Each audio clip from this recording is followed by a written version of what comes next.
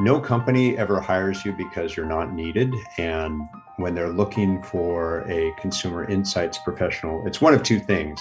They've either progressed in such a way that they are now like, okay, they're looking around. Well, we need some people here and doing this and that.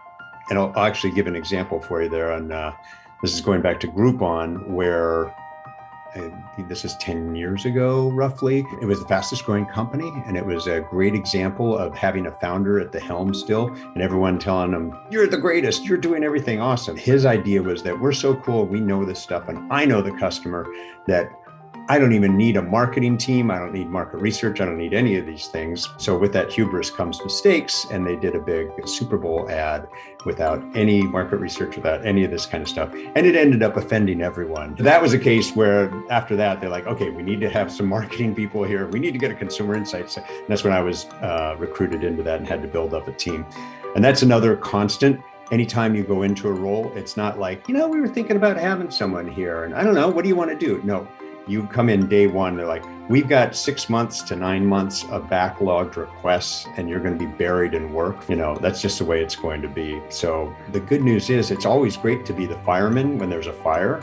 You're needed and everybody wants you. And also you should have that attitude when people are interviewing you in this type of environment. They're always going to want to hear that, yes, I'm the person who's going to come here and solve your problems, because I can tell you all of these different things about your customer, about potential customers, about where you should be expanding, about what your products problems are. And I'd also say, especially in Silicon Valley, because there's so many founders that are still running the company, that you always have to worry about diplomacy. And I would say that that's a truism of this role, is that it's one where you get tremendous amounts of responsibility. You're expected in so many ways to kind of guide the ship. Where is this company going? Where is this product? What is our whole reason for being? And yet you get no responsibility. So you can go out and find out all those things, and then you have to tell everybody about it, but you have no authority to say, like, this is the way we're going to go. And that's why you're basically an advisor. So if you haven't honed your skills on diplomacy and get them to feel like they're coming along on the journey and coming to that realization at the same time, you're going to have an uphill battle. You're going to have a lot of challenges and probably fail. And as I always say, the consumer insights team is the one on the team that can tell you that your baby is ugly.